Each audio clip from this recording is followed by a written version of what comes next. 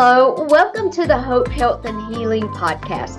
I'm Michelle Hannah Fields, and I will be your host for today's episode 4.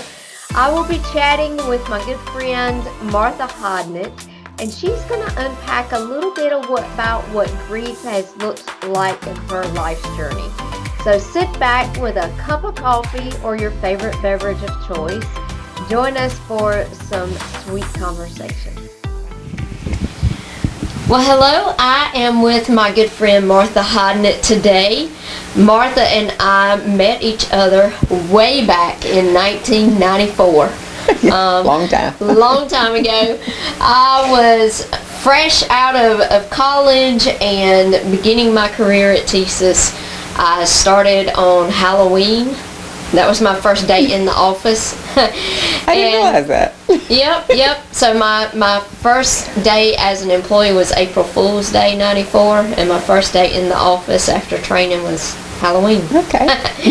And I think I probably had a project with Martha in January 95. Probably. It was right after I started. They broke me in real good, or maybe they broke Martha in real good. But we worked on lots of projects over the years and developed just a sweet friendship. And just super excited to have her as a guest on my podcast today. And we're going to be having a conversation about grief and what that looks like, how to manage grief, and really, talking about sometimes the hard things in grief and how God can really carry you through no matter where the grief stems from. So many people deal with grief on lots of different areas. Yes. It could be the death of a loved one. It could be the death of a friend that's like a sister or a brother. It could be grief over divorce or loss of a child. A grief over your job. True. And so there's so many facets of grief, and we all deal with grief in different ways, and sometimes we deal with grief differently based on the situation. Yes. So Martha, just go ahead and just kind of kick us off and share a little what's on your heart. Okay. Well, when Michelle asked me to do the podcast with her, God impressed on me to talk about grief, and so that's what I'm here to talk about. I've had a bit of grief in my life, starting with my sister, my oldest sister, in 1985. She was diagnosed with breast cancer, and then a couple of years later she passed. And then about a year after that, my oldest brother passed, and these were my two oldest siblings. How many of you are there? There were 8 of us, and I'm the baby. Oh, yeah. I'm the baby too. So special. Oh yeah, we are. But during the time that when they passed, it was I was in Germany. Actually, I was in Germany when they both passed, and so we had to come home, to the funerals and everything. And I think during that time, because I was in another country, kind of away from family and away from friends and everything, and having to go back to Germany, I don't think I really dealt with it. I don't think I really dealt with it at all, to be perfectly honest. I think I kind of put it in the back burner, sort of, I guess, kind of out of sight, out of mind. And I think sometimes when we walk through something like that, it's a little surreal. It is. When you're walking through it, it's like you're walking through the death of a loved one and the memorial services and all that. You're walking through it in a fog. Yes, that's true. And it definitely doesn't help matters if you're when you're in another country and you can't stay there with your family. You have to leave. And so that's the reason why I said I don't think I ever really 100% dealt with their leaving. And then quite a few years later, in 2001, my mom passed. And I did deal with my mom's, I did deal with that. but I think by then I knew where to put it, and that was to lay it in God's hands. Because my mom used to have this saying, and she used to always say, baby, when you know that you know that you know. And I never understood what she was talking about until the day after her funeral. And I was walking through my parents' home, and I was just walking down the hallway. I was in the house by myself. And I heard my mother's voice say, because I had a peace, but I heard my mother's voice say, baby, when you know that you know that you know. And I just remember doing a full circle in the middle of the floor and saying, Mama, I know what you mean now. Yeah. And so, and I think a lot of that is because of my mom's faith as well, and because of who she was as a woman is the reason why I think I dealt with hers probably better than I did some of the other ones that I had to deal with. And then in 2010, my brother that lived in Atlanta, my brother passed, and about right at a month later, my dad passed. Wow. Yeah. And so, and again, I, because of who the Lord is in my life, I was able to take that and lay it at His feet. At the time when my dad passed, I was on a mission trip in Ecuador. Mm-hmm. And so, and I got the phone call while I was still in Ecuador, and having to come home and go to Virginia, because I'm originally from Virginia, and go to Virginia and help my sister deal with that. But again, because of the way that I think that my brother passed, and there was not a memorial service, there was not a funeral, there wasn't anything, because his wife chose not to do anything. It was like there was really and truly no closure there. And so again, I think I kind of compartmentalized that and just kind of said, okay, you know what, Lord, you handle this, and just I'll deal with it later. And then and I think there's probably too a lot of other emotions that go along with something like that. There is. That you kind of, you have to guard yourself in moments like that. You have to guard yourself against becoming bitter against people, and yes, unforgiveness and all that. You have to guard against that when you go through something like that, because you're so closely tied to that person. Yeah. Sometimes it can feel like, I don't know if it's a slap in the face. It feels kind of disjointed a little bit. Yeah. And so I think in the midst of grief, also have to deal with those kind of emotions that Satan would bring to you. That's true. Try to taint your witness too. That's true, because to be perfectly honest, I really and truly wanted to give her the right hand of fellowship. If to be perfectly honest, I was just, because it was, and I think the thing that probably hurt me the most there was really and truly was the fact that he was so sick. Mm-hmm. And it was like, there was nobody there to take care of him and to help him with his health issues and everything. And this is the brother that he and I were very close. When I moved to Georgia, being in the military, if I needed anything, if I called my mom, at that time my mother was still living, but if I called my mom and I told my mom that I needed something, she called him and told him, I need you to go check on her. And that's what he would do. And so not being able to do for him the way that I would have liked to have done for him, because of course him being married, his wife was supposed to be doing certain things, and I wasn't going to interject myself into that. And then being in the hospital and watching him being taken off of life support, that was very hard. That was very devastating.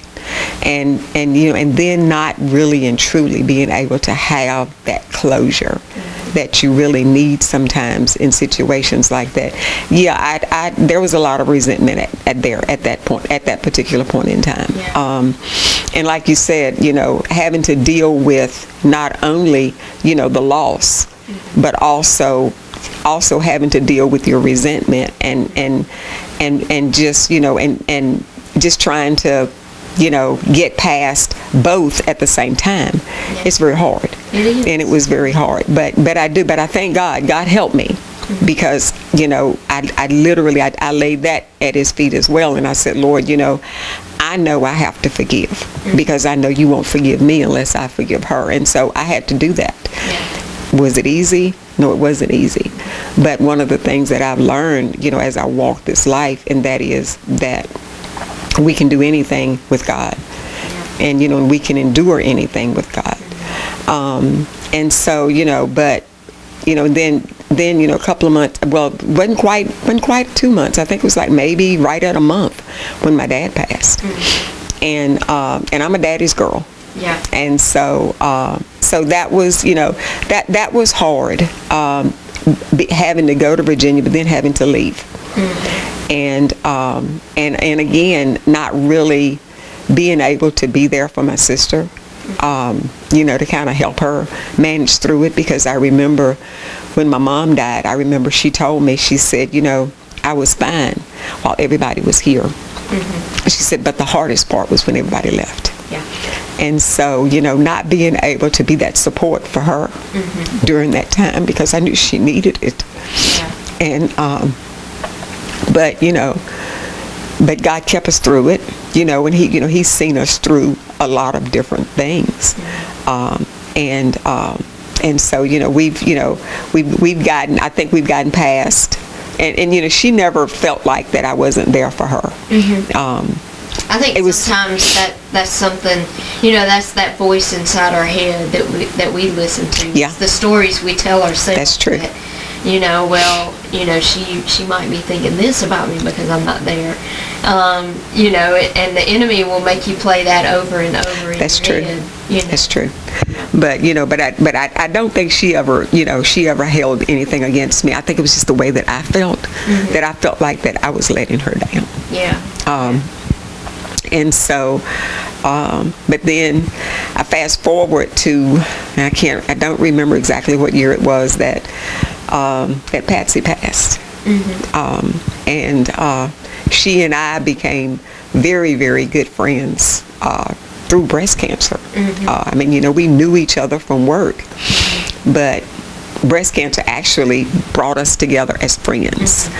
And and having to kind of deal with that, and then a few years ago, when Renee passed, and so again from cancer, and having gone through cancer myself, and and then in 2021 when Lisa passed, and Lisa was my heart, and so, and I think when she passed, that was when it really and truly hit home, that there were a lot of feelings, there were a lot of things that I hadn't dealt with.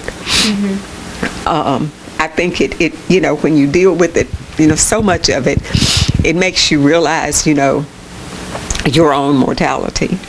And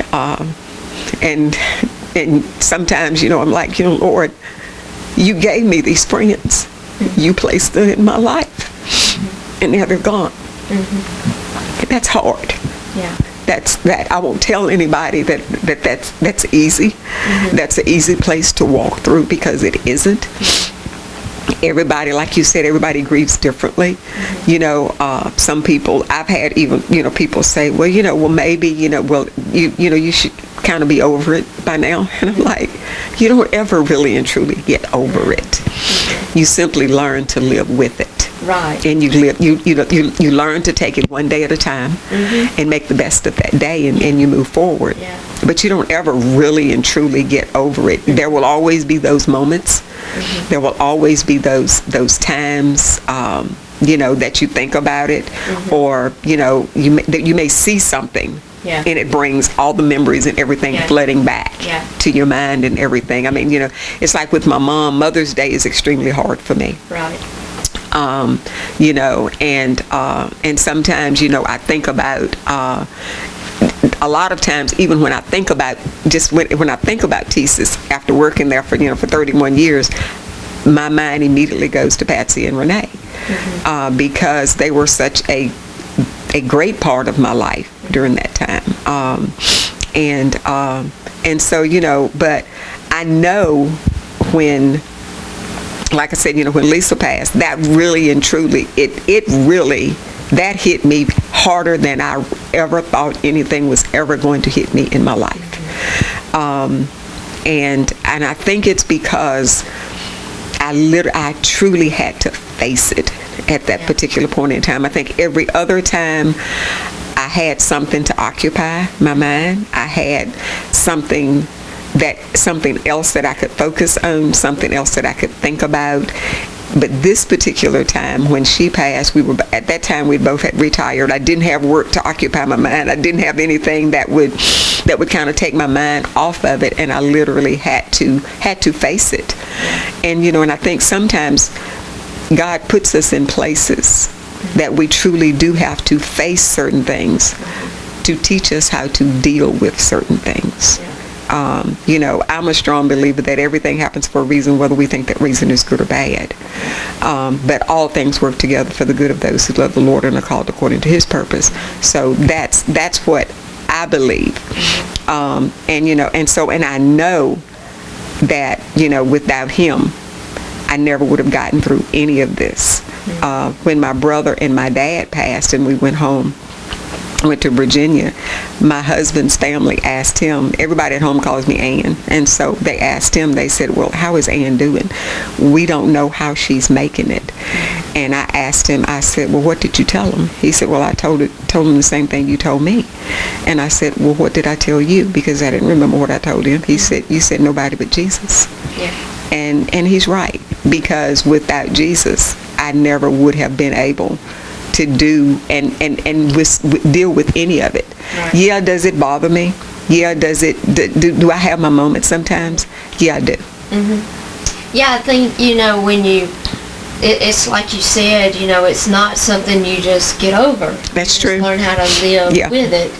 And God gives you that grace every day to walk through it. And I think, you know, it's like you said, you know, you didn't really process it. You just put the grief back here in the back part of your heart, and just kind of closed it off. And then the next time you just put it back there and close it off. You never just really kind of allowed yourself to grieve what you had lost. And you know, I think sometimes, and I found this in my own life, and you know, what I walked through years ago, I was divorced, and you know, walked through some hurt, walked through some betrayal, and I did the same thing with that. Like, I never really dealt with what I was feeling and going through.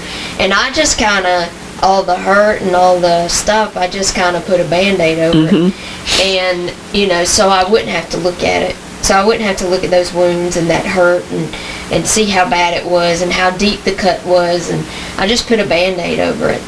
And it wasn't until 2021, and I was doing some coaching sessions with Dave Blanchard, and we were on a Zoom, and he just kind of unpacked some stuff and just kind of, you know, got me crying. In every session with him, I was crying. But what he unpacked and what the Lord finally showed me through what Dave was unpacking with me was, God spoke to me clearly, and He said, now is the time to rip the Band-Aid off. He said, you cannot heal completely until you rip the Band-Aid off. And I will heal you, but you've got to do that hard work. Yeah. And it did not feel good, and it was still, you know, what I found was that over all that time, you know, and even like, you know, hurts from when I was little, when I was, you know, a teenager and things, you know, I think I just always put a Band-Aid over those things and never dealt with them. And, you know, what I found was that then when something else would happen, it would open that old wound, and it was still festering Yeah. and hurting, and then I would put another Band-Aid over it, and so it just was never healing. Yeah. And so at that time, God's like, okay, Michelle, it's time to take the Band-Aid off. And I took the Band-Aid off and just really allowed the Lord to heal that place Yeah. in me. And, I think it's the same with what you're talking about, when, you do that so long, you've got these people that you love, and, they walk through these things and they pass away, and you never really deal with that grief. Yeah. You just kind of put a Band-Aid over it. And I told people, I was like, I put a Band-Aid over it so I didn't have to look at it. Exactly. But I didn't want anybody else To look looking at at it either. That's true. And so I put that Band-Aid over there so nobody else could see my hurt. Yeah. So, because I was supposed to be a strong person. Nobody was supposed to be able to see that Michelle was having a hard time with whatever it was. Like, no. Like, it's just a little cut. It's going to heal. And that Band-Aid's just there just to keep it from getting infected. Yeah. But through life's happenings, like, the infection happens. It does. But it happens internally. Yeah, it does. And so, that kind of is what I'm hearing, from the things you went through. And it wasn't until, really, Lisa, Yeah. that it's almost like God told you it's time to take the Band-Aid off. Like, I'm going to show you that here's some things that, you've walked through, you've carried them, and it's been a hurt place for you, but you've never given it to me. And I feel like that's what you're saying, is that, you laid it at God's feet, but that part of you to protect you didn't allow God to heal that part and allow you to walk through that grief. And that might be one reason, not just because Lisa was your best friend. I mean, losing your best friend is hard. It is hard. But I think probably it was compounded by that fact that then God was ripping off that Band-Aid to heal all of that. Yeah, I think so too, because, that's the reason why I said, I think sometimes, God will allow us to walk through the hard so that we can see and show us, exactly what we're doing. And because I think sometimes, we don't know what we're doing and how it's impacting us and how it's affecting us. So, but it's been, this year will be 3 years. And so, but it's been a slow heal. Yeah. But it's been a good heal. It's been, I'm not one to, I know some people, when they're grieving or whatever, if they're going through things, they will, they may be emotional eaters. I'm not an emotional eater. My thing is I won't eat. And that's not good either. But I found myself, especially after Lisa passed, I found myself in a place of that I was okay with even dealing with it, still taking care of myself. Yeah. Still taking care of my health and taking care of my body, and taking care of my mind. Because that was a hard place, really and truly it was, and having to, and especially having to go with her son over to her house and clean out her house. That was very, very hard. But God's grace, He helped me to be able to do that. And today, I think I'm like a second daughter to her dad. I go visit him every Sunday after church. Oh, that's awesome. And he knows that if he needs anything, all he's got to do is call me.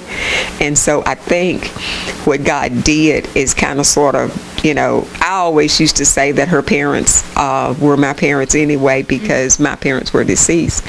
And but I think what God did is that he literally, I think he kind of gave me a second dad. And in his own way, I think he gave him through me his daughter back.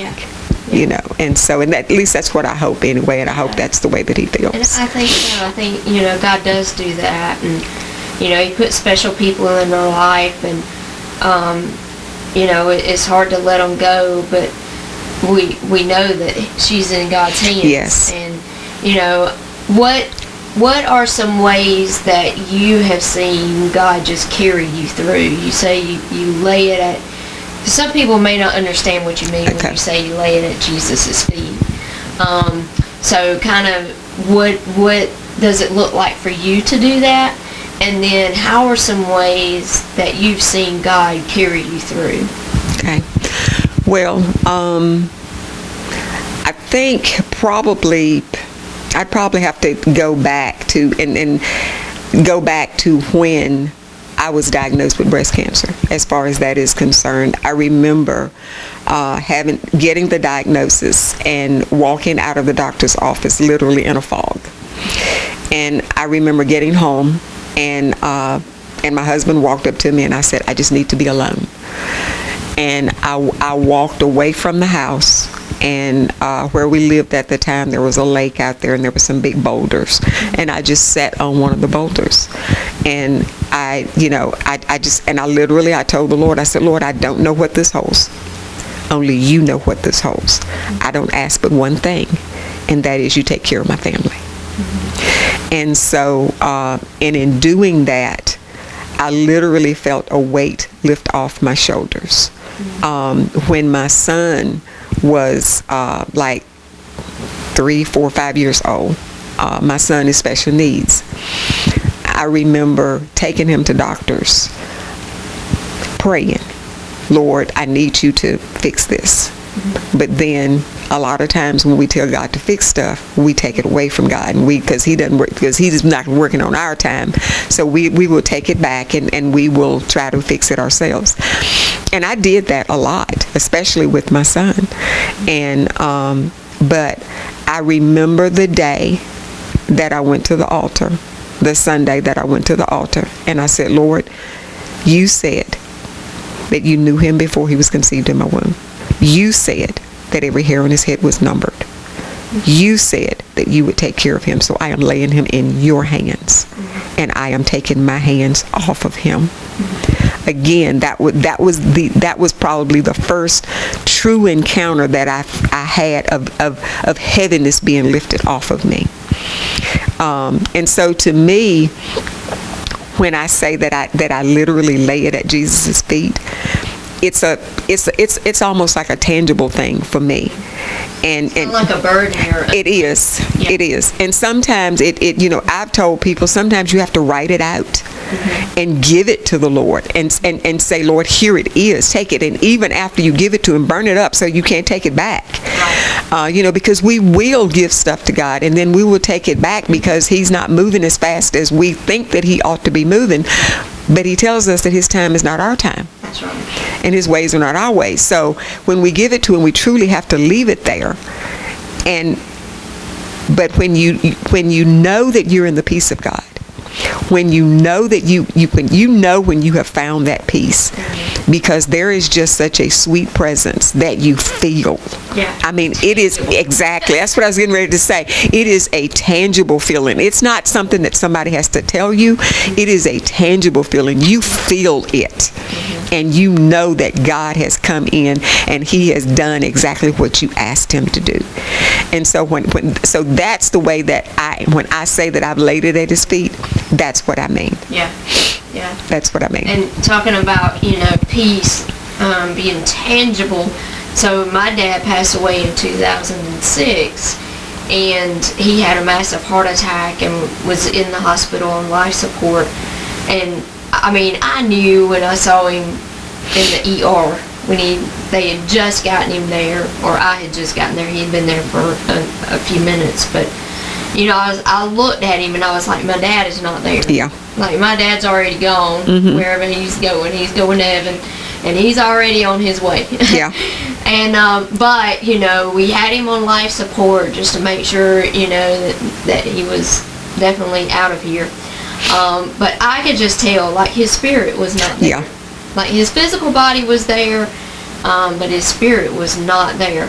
And but he was on life support, and it was about 36 hours later we were gathered around his room. We had taken him off the, we really had just backed off some of his meds. He was still on the vent, but we had backed off some of his meds, and he was passing away.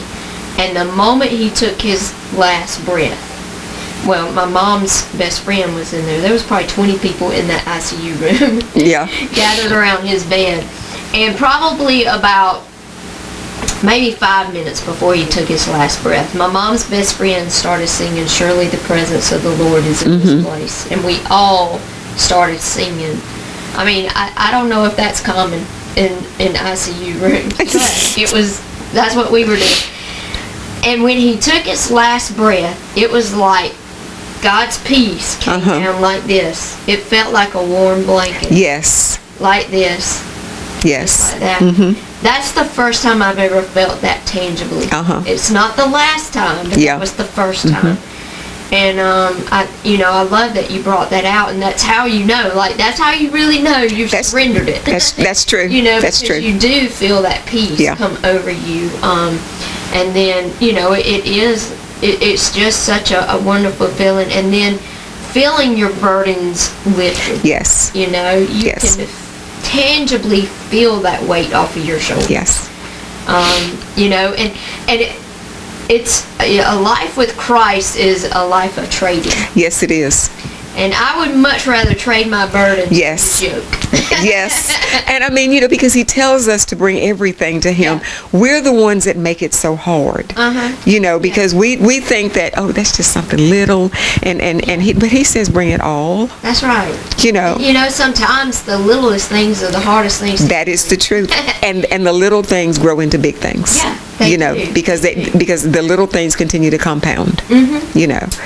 And I tell people all the time, getting into the peace of God, it's not an easy place to get to. Yeah. But once you get there, it's the best place you can rest. That's right. And it's rest for your soul. Yeah, it really is. I spoke a few weeks ago to my Sunday school class, and I was talking on trusting in God and how, a lot of times, just like a hamster's nocturnal, thoughts are nocturnal. That's true. And they keep us up at night. And, when I don't have those moments very often because I'm not naturally a worrier, but every now and then, I'll go through something and it's like at night, that's when my thoughts want to run. And I will just lay there and I'll be like, God, rest my soul in you. And if you say that, that's true. He will do it. Yes, he will. And I will go right to sleep every time. Yeah. And, that is a place of the best rest is in God's presence, in his peace, and, just knowing that he's got you no matter what you're going through. That's true. Because he really does, I don't make light of anybody's struggle, anybody's grief, or anything of that nature. But I will tell people all the time, if you trust and if you believe in God, if God is the God that you say that he is in your life, then you have to put and give him everything and allow him to carry all of that, because he has told us that those things are not for us to carry. Yeah. They really aren't. We carry more burdens and more things on our shoulders than what we were designed to carry. Yeah.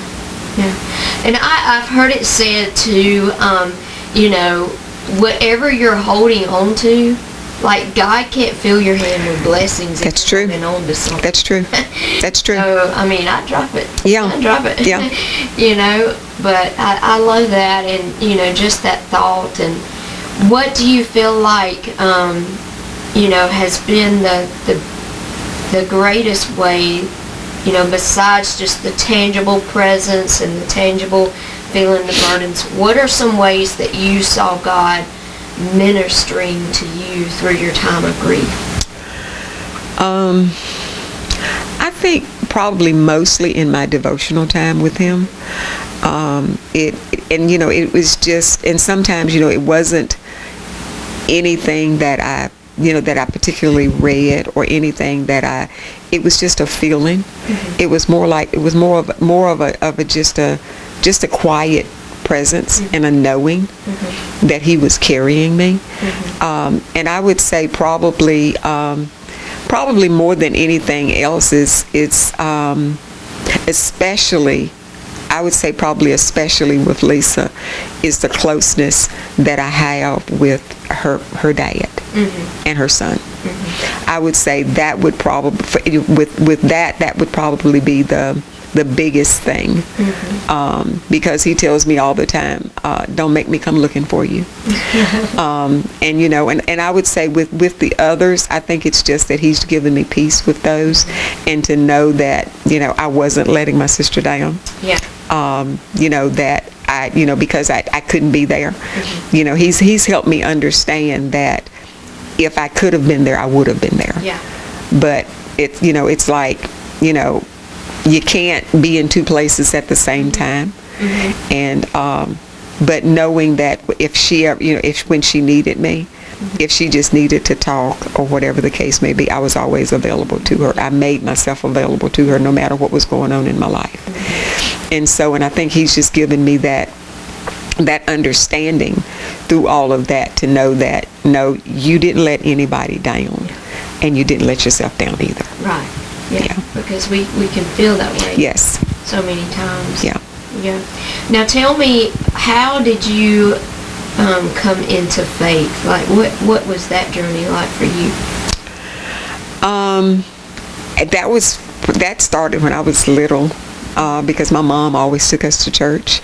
I was raised in the Pentecostal faith, and my mother always took us to church. I mean, we knew where we were going to be on Wednesday night. You know, homework was done many a night on the back pew, and it was just something that she instilled in us. She always told us, she said, you know, I don't care if you don't join the church that I'm a member of, and ironically, none of us did.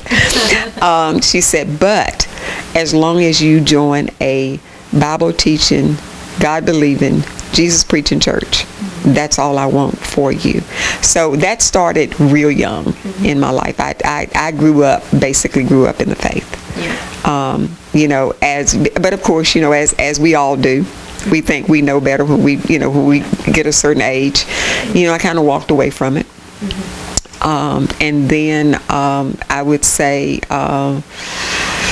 probably around 16, maybe 17 years old, was actually when I actually got baptized, because I never got baptized in my mom's church. And you know, and then, you know, just, you know, and getting married, and, you know, still, you know, going to church, but not necessarily having a relationship with the Lord.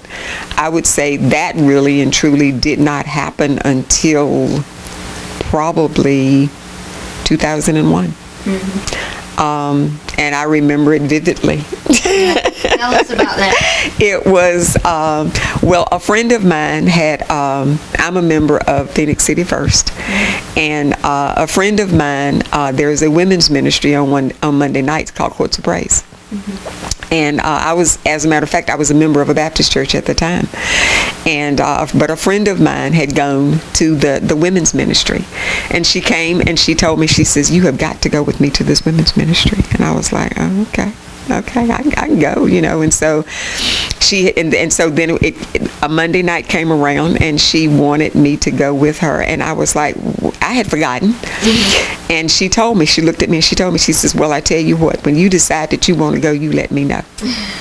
And I said, okay. So, but I remember we were getting ready to go to Virginia, and we went to Virginia, and I walked in this, my husband and I would always go to the mall, and we'd always go in this little Christian bookstore.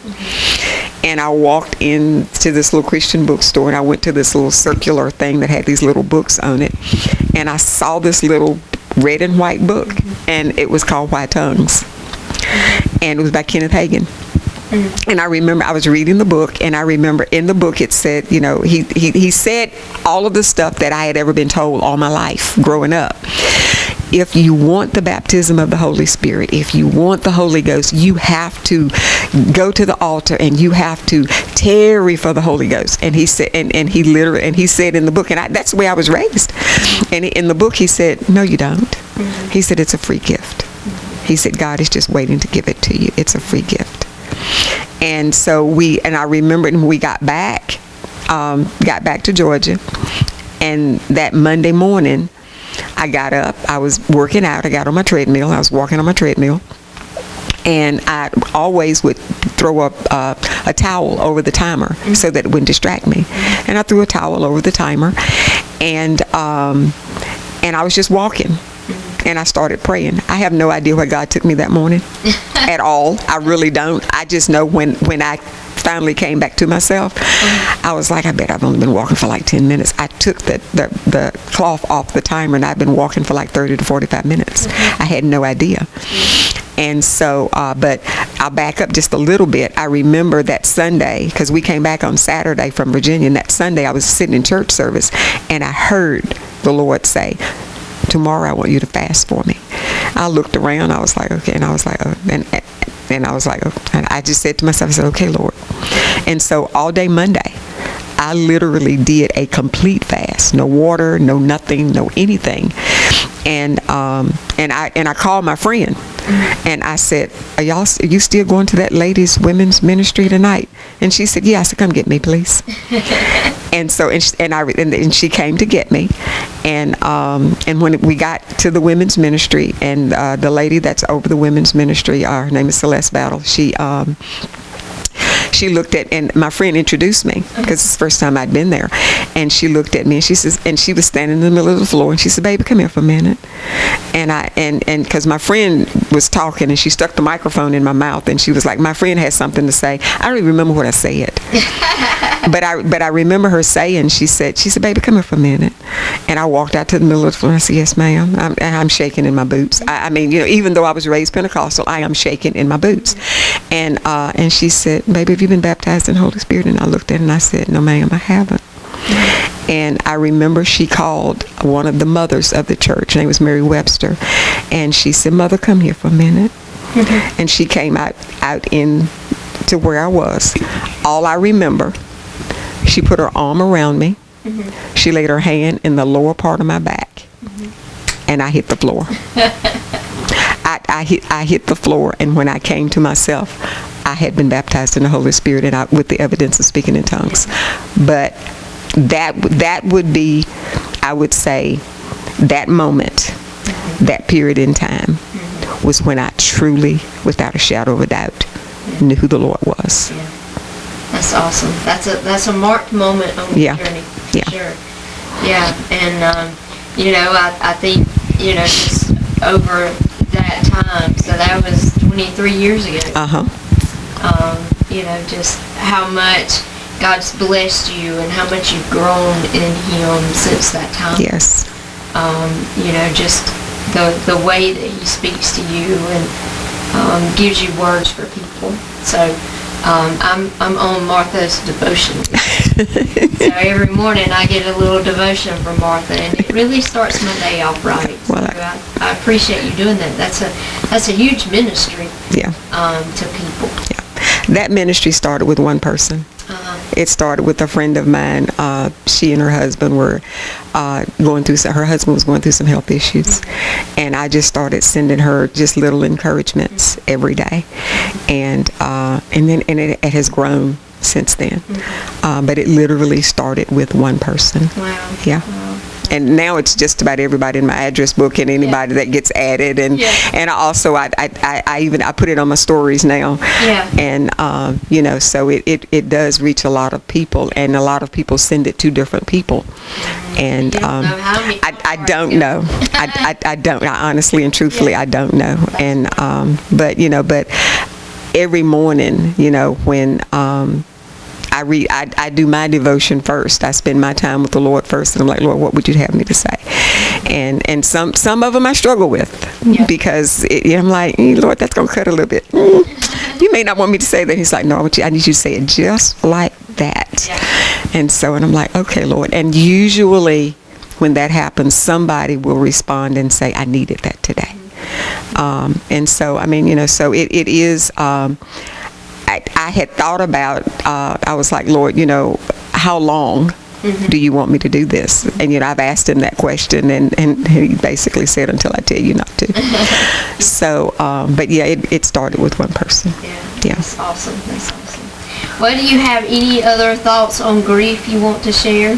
If somebody is struggling today with losing a loved one, whether it's a sister or a parent or spouse or a child or friend, what's one piece of advice that you would leave with them? Probably the one piece of advice that I would leave with them would be, don't blame yourself. Or think that had you done something differently, or don't get yourself in that place of you feeling like you needed to fix something. So I'm not probably, and the biggest thing that I would tell anybody is that day that you feel overwhelmed, that very moment that you feel overwhelmed and you think that you cannot go any further because that person is no longer in your life, you give it to God that day. Don't hold on to it. Yeah. I can remember, when my dad passed away, I had this thought, because I was a daddy's girl too, and he was my rock, and if I had a problem, no matter how big or how small, like, he was the one I called. And I just remember going, I don't know what I'm going to do. Exactly. I don't know what I'm going to do now. But here I am, this year will be 18 years, which is hard to believe. And, I mean, God's seen me through. Yeah. Somehow I've made it, And so, like you said, God will walk you through. He will send people on your path. He's definitely sent people on my path that have helped me, that have been that father figure to me. At different times, it was different people, for what I needed. And He does that, He will guide you through. He won't leave you alone. And He is my rock. Yes. It wasn't my dad was my rock. I just thought that. The rock was Jesus. The rock was God. And, He gave me that earthly father, but God is the rock of my life. That's true. And He will sustain you. He will bring you through. So I love that you brought that out. So I have 3 questions I like to ask my podcast guests. Okay. All right, number 1. What is your number 1 all-time, I can't do without it scripture? Hebrews 11:1. All right. Now faith is the substance of things hoped for, the evidence of things not seen. Why is that one so special to you? Because faith is right now. The very moment that you're in, not tomorrow, not next week, but right now. Yep. And so, living in the present moment, that's where your faith resides, is in the present moment. Yep. I love that. Question number 2. Where would your dream vacation be? Wow.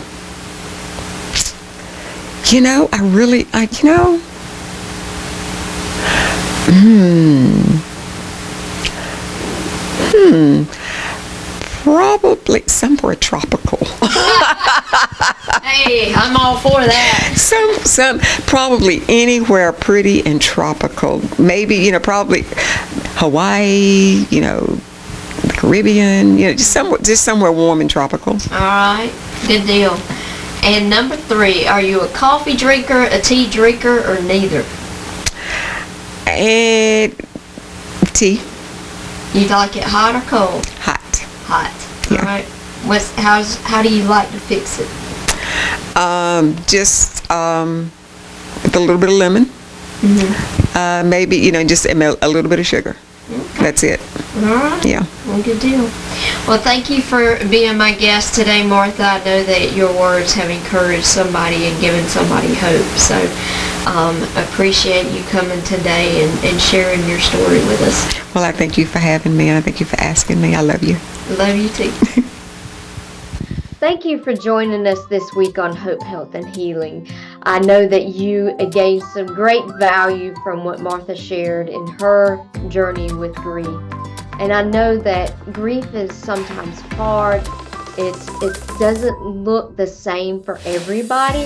And so just take some time to process your own grief and to walk through that grief journey. Allow God to heal you and to help you through that. Join us next week as my friend Alyssa Gomez-Staby shares her story of faith and how she has seen God at work in her story. You don't want to miss it. Thanks again for tuning in. If you have not followed the show, follow the show. And then also, if you have not followed me on social media, do that as well. Thanks. Have a great day.